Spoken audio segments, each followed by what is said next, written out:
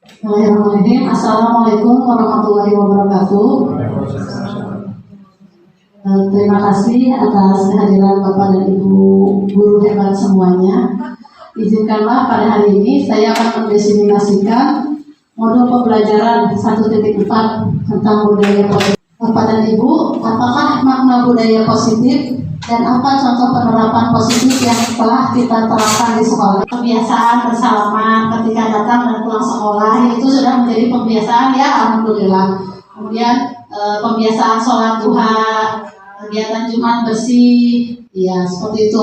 Nah itu kita telah terapkan ya, mudah-mudahan nanti kedepannya menjadi karakter. Anak jika melihat sampah langsung diambil dan dibuang ke tempat sampah. Budaya positif di sekolah yaitu nilai-nilai dan kebiasaan-kebiasaan di sekolah yang berpihak pada peserta didik agar mereka dapat berkembang menjadi pribadi yang kritis, penuh hormat dan bertanggung jawab. Nah, menurut filosofi pendidikan Ki Hajar Dewantara, murid itu bukan tabula rasa. Jadi murid itu bukan kertas kosong. Nah, murid itu sudah ada dari sananya, sudah ada hakikatnya gitu ya, menurutnya kodrat alam dan kodrat zaman. Semua anak itu terlahir dengan bakatnya masing-masing yang unik. Nah, kemudian murid itu memiliki budi pekerti dan tugas guru lah yang menuntun bakat tersebut agar anak dapat tumbuh dengan selamat dan bahagia. Jadi guru itu ibaratnya petani. Anak diibaratkan biji petaninya itu. Apabila bibitnya bagus misalnya, bibitnya bagus, cuman kita sebagai guru misalnya nggak pernah disebot, tidak pernah di rumput-rumputnya nggak pernah diambil ya, disirami. Apa yang terjadi pada jagung tersebut atau padi tersebut? Pertumbuhannya kurang baik, kurang baik. Ya, pertumbuhannya kurang bagus. Berbeda dengan misalnya bibitnya kurang bagus, tapi gurunya juga hebat. Ya, sering merawat tanamannya, apa yang terjadi? Nah, perubahannya. Jadi seperti itulah, guru itu ibarat petani dan anak ibarat biji jagung. Jadi kita harus menjaga dan merawat biji itu agar tumbuh dengan sebaik-baiknya.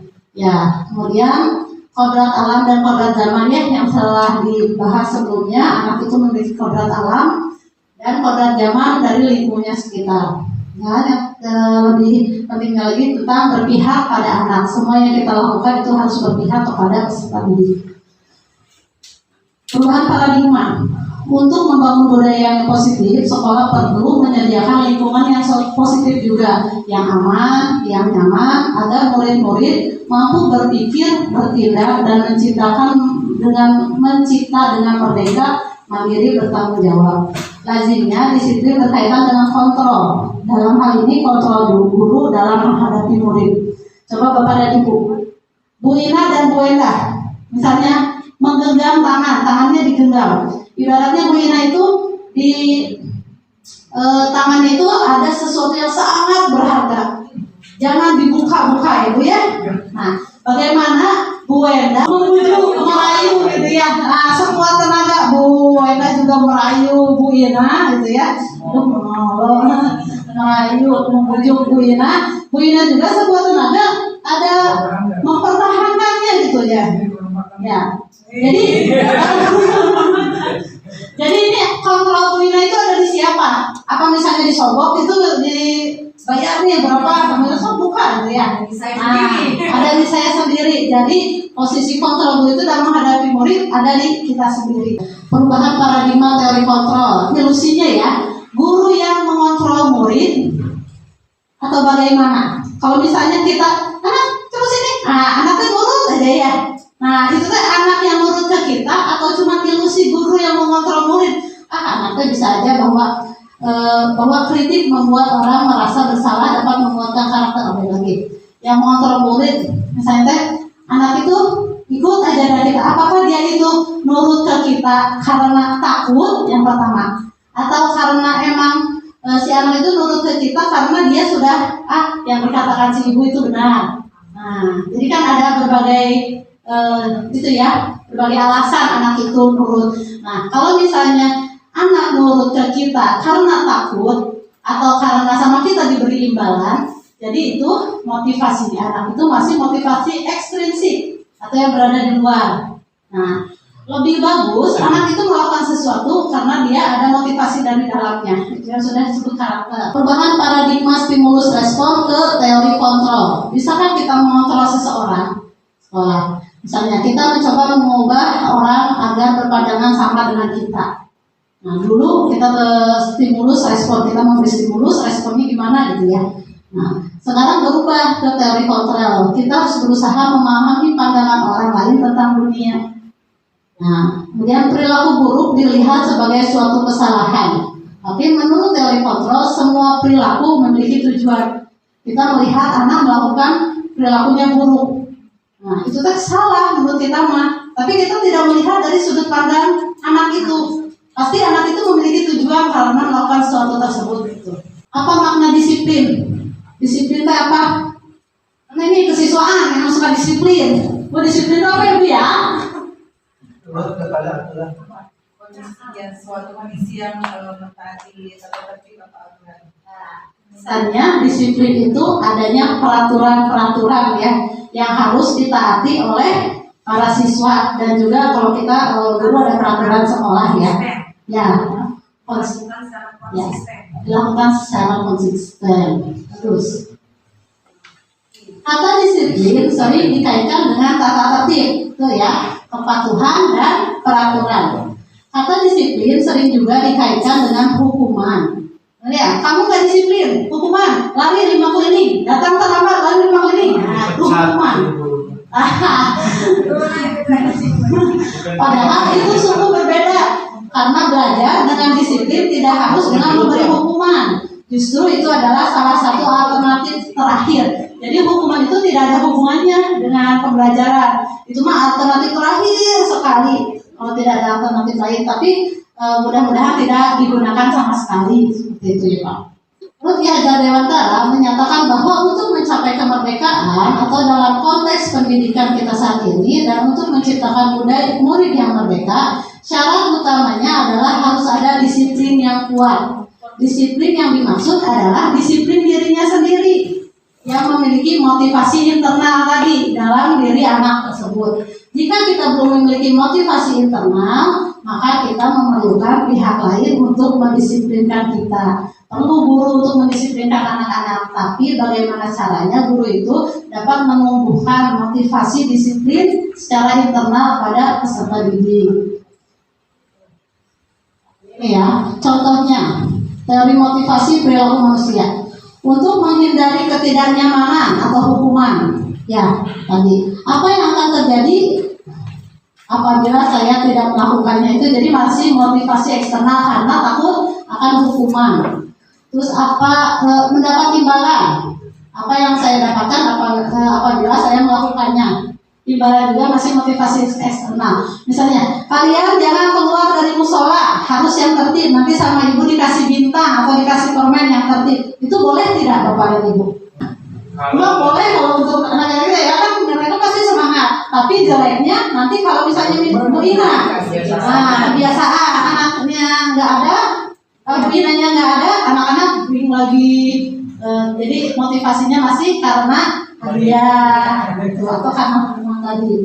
Nah, ini yang baik, motivasi internal tujuannya adalah disiplin positif. Saya akan menjadi seorang seperti apa bila saya melakukannya. Gitu. Jadi harus dari dirinya sendiri.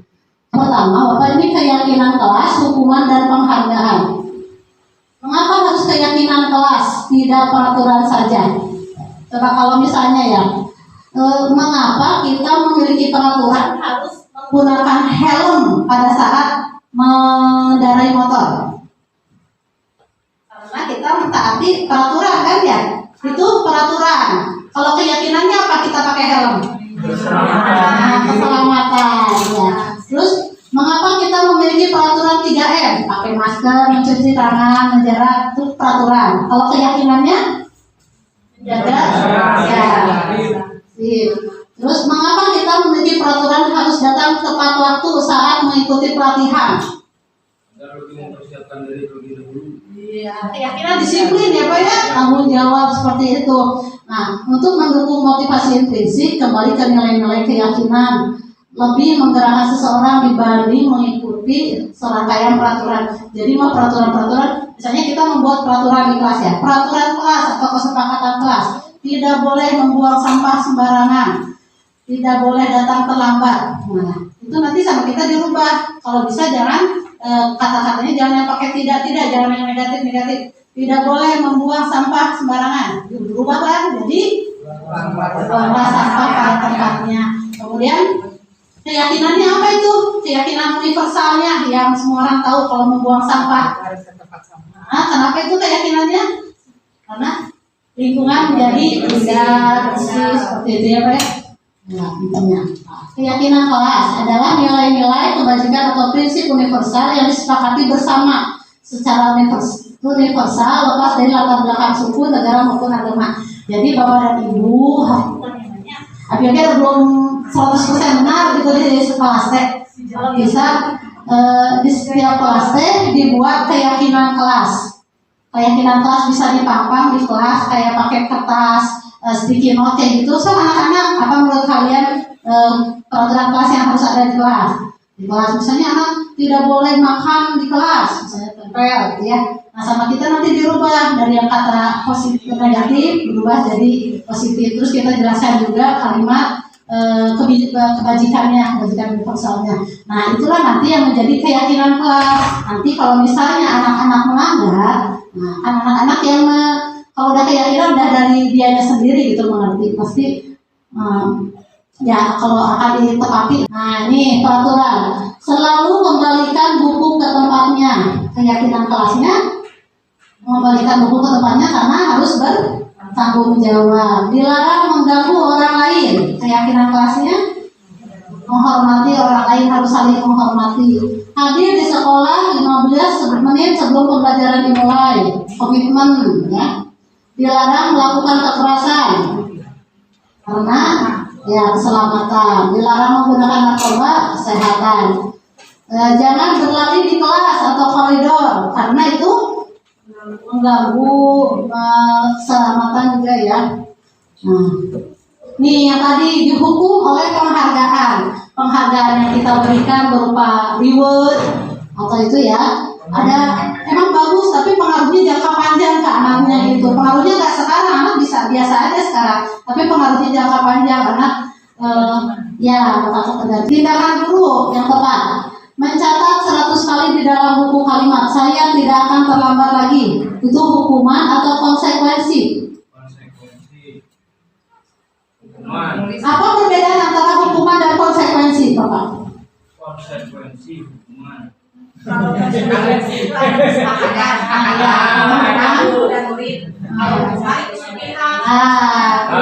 gitu. Ya, kalau hukuman itu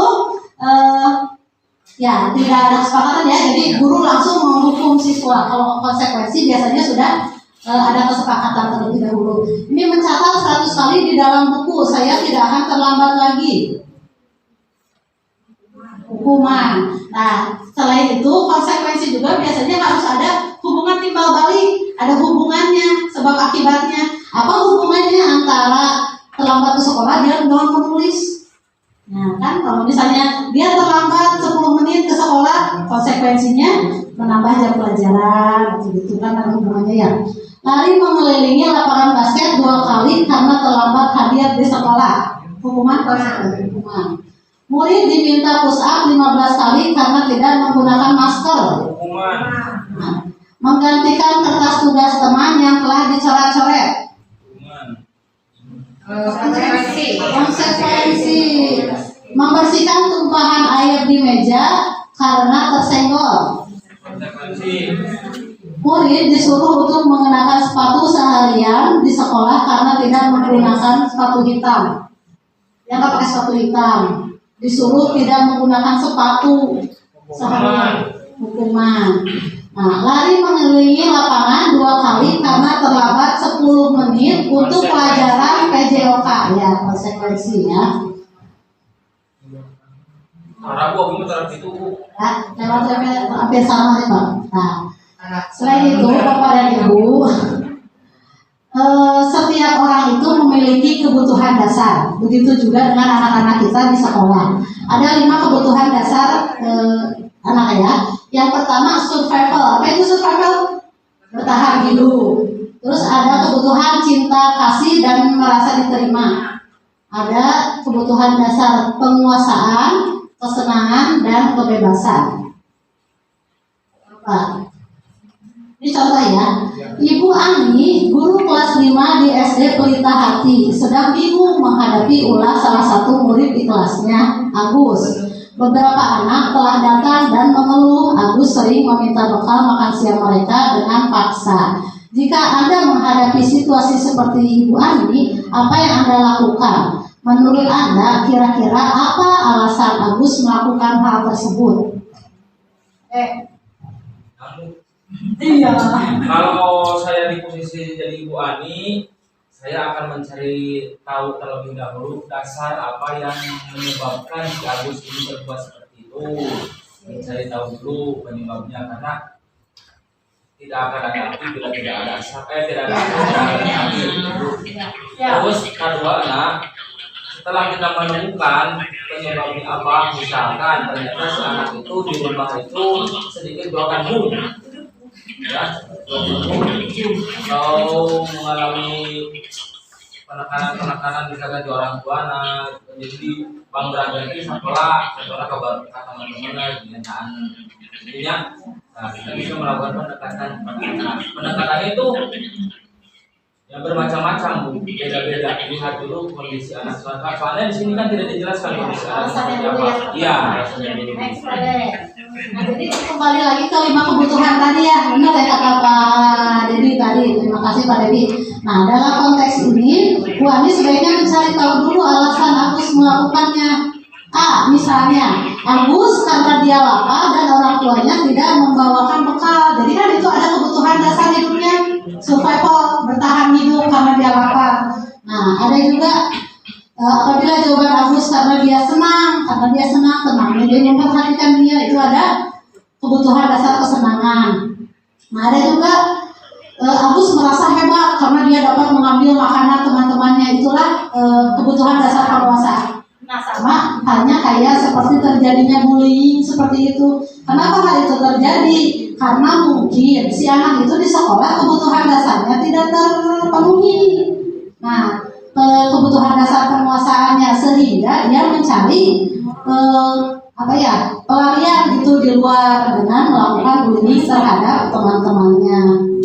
Restitusi, 5 posisi kontrol. Apa itu restitusi? Restitusi yaitu proses menciptakan kondisi bagi murid untuk memperbaiki kesalahan mereka sehingga mereka bisa kembali pada kelompok mereka dengan karakter yang lebih kuat.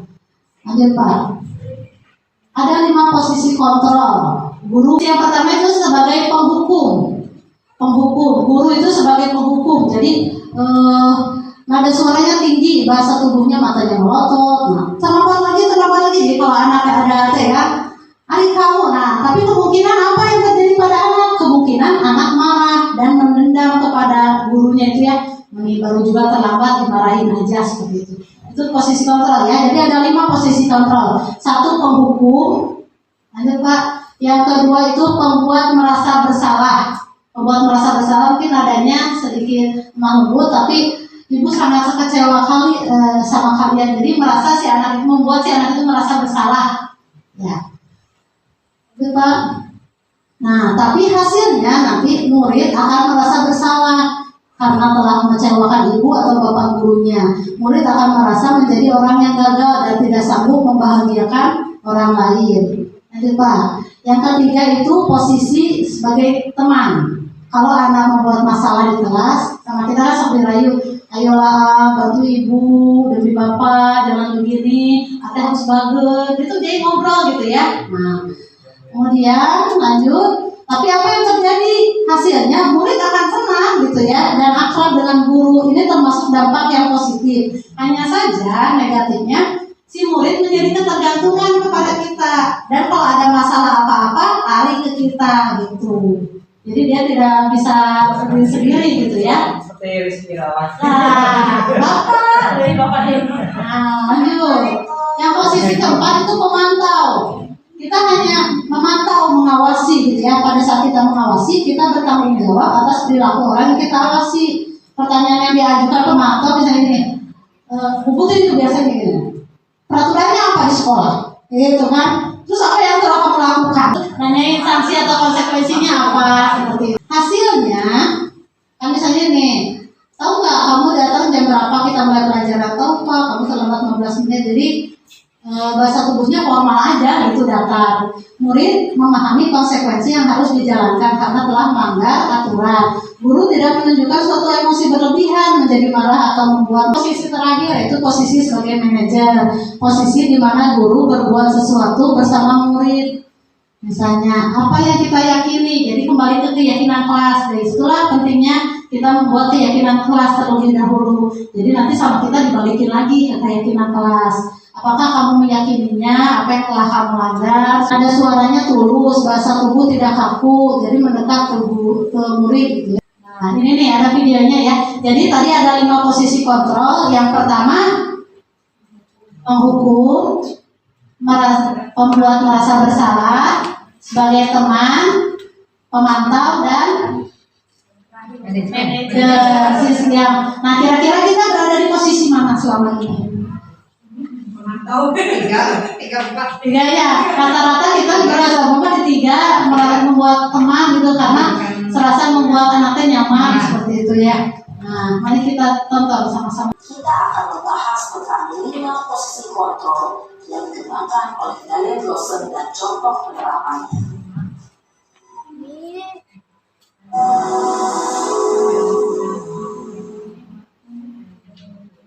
Posisi kontrol itu adalah 1.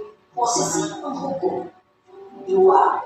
Posisi membuat merasa bersalah, 3. Posisi teman, 4. Posisi pemantau atau monitor, dan 5. Posisi manajer. Kelima posisi tersebut, mari kita saksikan kasus Naren yang terlambat hampir 20 menit di sekolah dan melihat bagaimana kelima posisi kontrol dalam menghadapi masalah tersebut.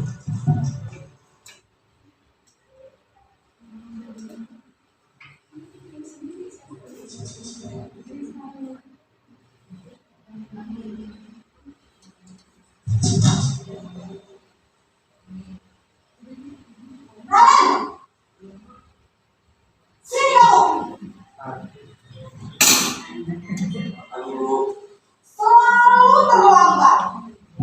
Kamu deh, pasti terlambat. Aku, saya, Apa? Apa coba? Rasanya apa lagi? Kapan sih kamu tidak terlambat? Kalian?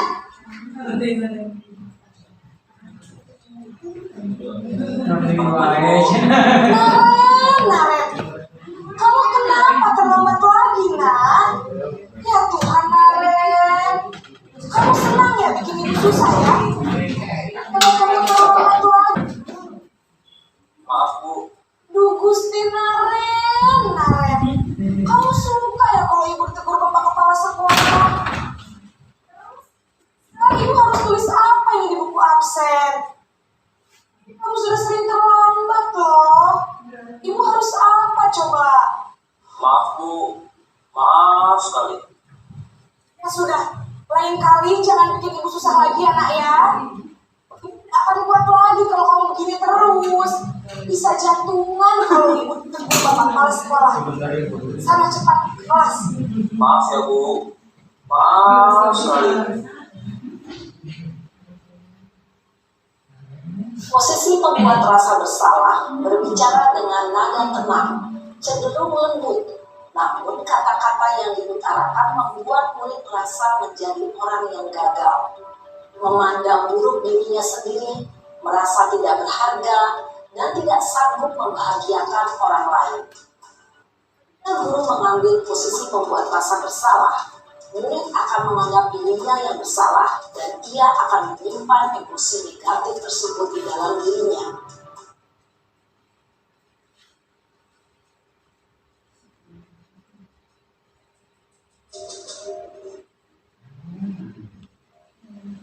Suka pulang lagu boy.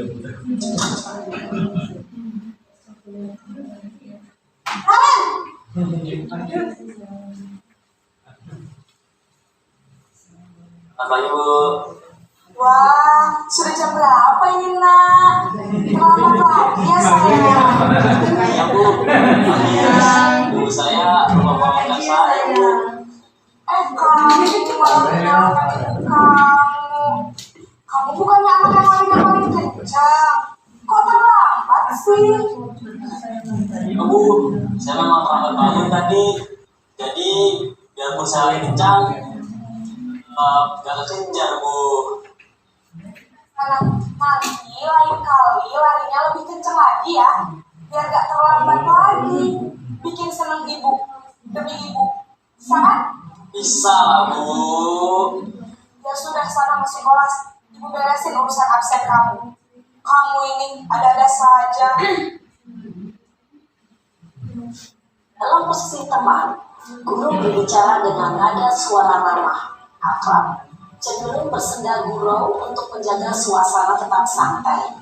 Murid akan merasa senang, aman, dan akrab dengan guru. Identitas yang tercipta adalah identitas sukses atau berhasil. Namun, perlu diingat, karena ini masih dorongan eksternal, maka ada faktor ketergantungan dari murid kepada orang tertentu. Di sini, guru absennya, sehingga di lain waktu, murid bisa berperilaku baik, namun hanya kepada orang-orang tertentu saja.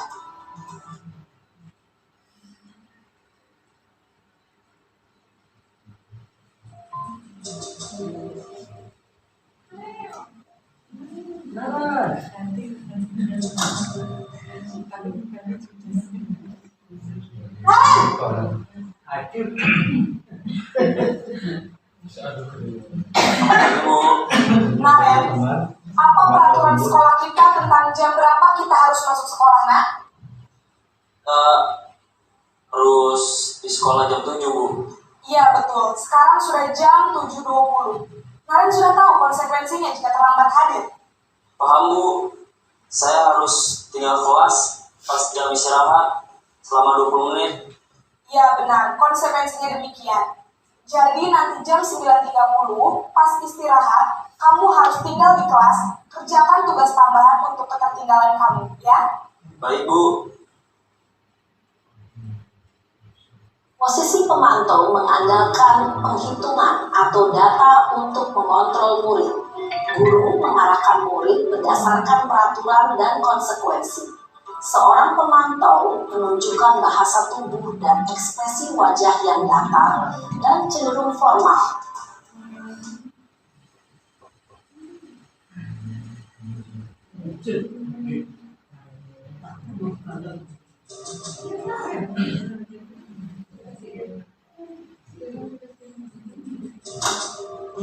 Galak. Oh ini. Selamat pagi Bu. Selamat pagi, Naren. Maaf Bu, saya terlambat. Iya, sekolah masuknya jam 7, sekarang sudah jam 7.20. Jadi sekarang bagaimana ini, Naren? Maaf Bu, saya lupa setel alarm saya semalam. Baiklah, menurut kamu, keyakinan sekolah yang mana yang perlu kamu tingkatkan? Hargai diri sendiri dan orang lain mungkin ya Bu. Setuju. Jadi, apakah Naren meyakini prinsip saling menghormati tersebut? Iya Bu, saya meyakininya. Apakah Naren bersedia memperbaiki masalah keterlambatan ini? Bersedia Bu. Bagaimana kamu akan perbaiki masalah keterlambatan ini? Saya akan coba untuk tidak lupa menyetel alarm saya Bu. Baik, kalau Naren lupa menyetel alarm di rumah, ada orang yang kira-kira bisa bantu mengingatkan tidak? Ada Bu, kakak saya, Kak Emma. Ada lagi selain Kak Emma? Selain Kak Emma, ada ibu saya. Baik, jadi yang mengingatkan Naren adalah Kak Emma dan ibu kamu ya? Kira-kira akan mulai setel alarm kapan nih Naren? Setelah pulang sekolah, akan segera saya lakukan. Baik, jadi Naren akan setel alarm untuk bangun besok pagi dan akan diingatkan oleh kakak dan ibunda Naren ya. Ada lagi yang mungkin perlu dilakukan Naren agar tidak terlambat bangun lagi? Ada Bu. Baik Naren, terima kasih untuk kerjasama kamu. Sekarang kamu perlu kembali ke kelas untuk belajar. Baik Bu, terima kasih. Si manajer adalah posisi kontrol yang disarankan untuk membimbing murid memiliki sikap disiplin yang positif dan dapat memecahkan masalah. Tujuan dari posisi ini adalah agar murid dapat berefleksi atas tindakannya. Guru akan dengan tulus memberikan pertanyaan-pertanyaan bermakna sehingga membuat murid dapat belajar dari kesalahannya dan mencari sebuah solusi untuk menyelesaikannya. Pak Guru hebat, setelah mengamati adegan kelima posisi kontrol tadi, kira-kira posisi mana yang paling ideal? Posisi mana yang dapat menunjang motivasi prinsip murid? Nah, tentu posisi manajer. Posisi ini memang posisi ideal dan ingin dituju setiap pendidik. Pada posisi inilah, guru dapat menerapkan disiplin positif yang berpihak pada murid, yang memerdekakan murid. Perjalanan seorang pendidik tentunya tidak mudah untuk sampai pada posisi seorang manajer. Namun, tujuan kita pasti, yaitu menciptakan murid-murid yang mandiri dan bertanggung jawab. Semoga penggambaran 5 posisi kontrol yang telah diperlihatkan ini dapat menjadi ajang refleksi bagi kita semua, agar dapat terus mengasah dan menerapkan disiplin positif yang memerdekakan murid. Mari terus berlatih dan bersemangat. Selamat menerapkan. Salam dan bahagia, Ibu dan Bapak Guru hebat. Terima kasih Bapak dan Ibu telah menyaksikan videonya ya. Jadi ada gambaran di mana posisi kontrol kita selama ini dan kedepannya seperti apa. Nah, ini tadi ya posisi kontrol. Jadi motivasinya ada yang identitas gagal atau itunya kontrol dari luar, yaitu dari segi penghukum dan pembuat merasa bersalah. Ada identitas berhasil atau sukses tapi masih dikontrol dari luar, yaitu kita sebagai teman dan sebagai pemantau. Identitas berhasil sukses tapi itu dari kontrol diri anaknya sendiri, itu menghargai diri sendiri ya siswanya, itu yaitu posisi kontrol sebagai manajer. Nah, tapi kalau misalnya anak-anak kita bisa juga Pak, kemarin saya mencontohkan dan Pak Eko ada keilham ya. Nah, nanti ada di ini segitiga restitusi Pak. Kemarin saya sudah mempraktikkan ke Ica, ke Raka, dan ke Ilham. Tapi meskipun mereka belum tahu konsekuensinya apa, terus apa yang harus mereka lakukan, itu bisa kita pancing gitu Pak. Terus saja ditanya. Mereka juga si Ilham belum, Ilham kenapa belum? Berantemnya tuh perbuatan baik atau jelek, pokoknya sama kita dileleyan seperti itu adalah pintar-pintar guru dengan murid seperti itu. Bagaimana cara kita memancing supaya anak bisa memecahkan masalahnya sendiri gitu, tidak sama kita tidak didorong. Nih pertanyaannya, saya kecewa sekali dengan kamu. Itu siapa mengatakan? Posisi di mana itu? Saya kecewa sekali dengan kamu. Salah. Merasa bersalah, coba ya. Kalau kamu tidak pernah melakukan dengan benar, kamu tidak pernah benar melakukannya. Guru sebagai kamu tidak pernah benar melakukannya. Penghukum, coba ya. Terus yang ketiga, ayolah lakukan demi ibu. Apakah kamu mendapatkan stiker bintang hari ini? Dan bagaimana kamu bisa menyelesaikan masalah ini? Kamu selalu yang paling terakhir. Atau saya, coba klik lagi Pak deh. Jeng. Saya kecewa sekali dengan kamu, itu membuat bersalah. Kamu tidak pernah benar melakukannya. Penghukum, ayolah demi ibu, teman. Apakah kamu mendapat bintang? Pemantau. Bagaimana kamu bisa menyelesaikan masalah ini? Manajer ya. Kamu selalu yang paling terakhir, itu Dia kan merendahkan anak ya, jadi di posisi penghukum. Nah ini tadi Pak, apa itu restitusi? Restitusi adalah proses menciptakan kondisi bagi murid untuk memperbaiki kesalahan mereka sehingga mereka bisa kembali kelompok mereka dengan karakter yang lebih kuat. Next Pak, restitusi. Ciri-ciri restitusi ini bukan untuk menebus kesalahan, namun untuk belajar dari kesalahan. Jadi pas kita panggil, tahu nggak kesalahannya apa? Di sini ibu tidak fokus pada kesalahan kalian. Mari kita mencari pemecahannya bersama-sama seperti itu. Tawaran ya, bukan paksaan.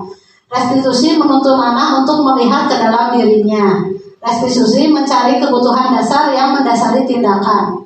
Kenapa kamu kesiangan sekolahnya? Saya bangun terlambat. Itu kan kebutuhan dasar kita ya, survival, tidur dan masih ngantuk. Restitusi diri adalah cara yang paling baik untuk memperbaiki diri.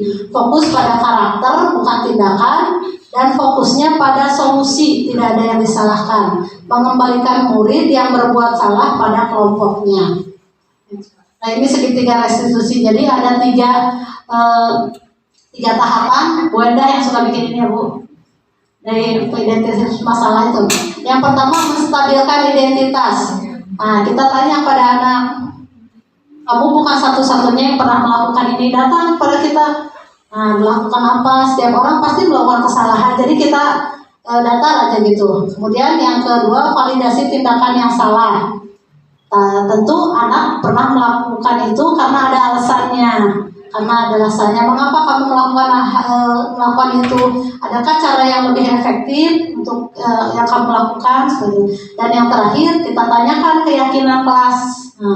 Nilai-nilai apa saja yang telah dilanggar? Itu Pak. Nah, lanjutin Mbak ya, sama yang tadi. Lanjut. Nah ini, jadi proses segitiga restitusi itu didasarkan pada teori kontrol. Tadi teori kontrol guru yang kelima, didasarkannya pada itu. Tapi posisi yang paling ideal itu posisi sebagai manajer. Langkah-langkah segitiga restitusi ada 3. Yang pertama, menstabilkan identitas. Kita semua akan melakukan hal yang terbaik yang bisa kita lakukan. Kemudian yang kedua, validasi tindakan yang salah. Semua perilaku pasti memiliki alasan dan menanyakan keyakinan. Gitu. Ini contoh penerapan segitiga restitusi. Melakukan segitiga restitusi itu perlu latihan. Karena kadang kita juga tahu kan nih ke anaknya gimana gitu. Jadi perlu latihan agar terbiasa melakukan segitiga restitusi. Jadi di segitiga restitusi ini kita tidak menyalahkan anak, kita tidak fokus pada kesalahan anak, dan kita mengajak anak untuk mencari solusinya bersama-sama seperti itu. Mungkin itu saja yang dapat saya sampaikan. Mohon maaf apabila banyak kekurangan. Terima kasih atas partisipasinya. Karena banyak pembahasan yang lain ya. Terima kasih. Assalamualaikum warahmatullahi wabarakatuh.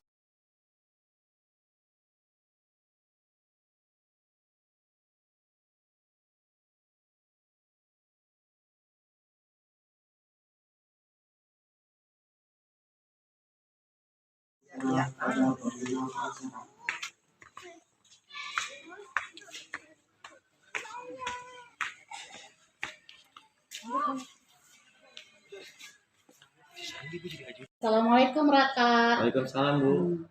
Raka tahu nggak kenapa Ibu panggil ke sini? Tahu Bu, saya datang terlambat. Aduh, itu tahu. Tadi juga upacara Raka datang terlambat ya? Iya. Iya, biasanya kita masuk jam berapa Raka? 7:30. Tadi Raka datang jam 8. Jam 8 ya, jadi lumayan ya, terlambatnya ada setengah jam. Di sini Ibu tidak mau fokus pada kesalahan Raka. Karena kan setiap orang pasti punya kesalahan ya, Ibu juga suka melakukan kesalahan. Ibu hanya ingin tahu alasan Raka dan kita cari solusinya bareng-bareng ya. Nah, kira-kira kalau Ibu boleh tahu apa alasan Raka? Kenapa Raka bisa terlambat datang ke sekolah? Susah bangun Bu. Susah bangun, tidur jam berapa? Tidur jam 11. Jam 11, ngapain aja itu?